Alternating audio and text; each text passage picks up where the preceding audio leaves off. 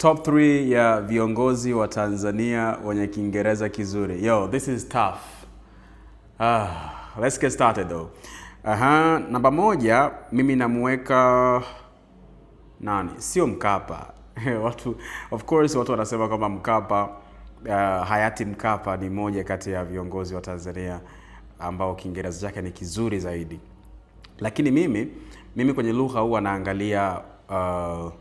naangalia uwezo wa mtu kwenye unscripted convos, right? Na kwenye swala hilo Mwalimu Julius Kambarage Nyerere alikuwa more fluent kwenye spontaneous talks kuliko Ben. Kwa hiyo namba 1 nampa Mwalimu, namba 1.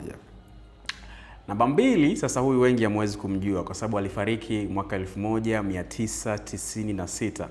Kitu pekee ambacho nasikitishwa nacho na huyu mzee ni kwamba hakuna footages, hakuna video zake nyingi akiwa anaongea. Natamani angeishi muda mrefu zaidi ili tupate kuona ufasaha wake na namna ambavyo alikuwa anazungumza.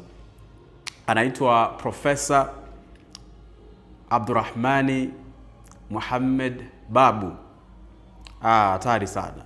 Hatari. Unaambiwa pale visiwani miaka hiyo sasa ilikuwa ukitokea unajifanya unaongea Kiingereza na nini, wanakuitia tu babu yani. Alafu wanakaa nyuma wanaangalia, babu unamuweza?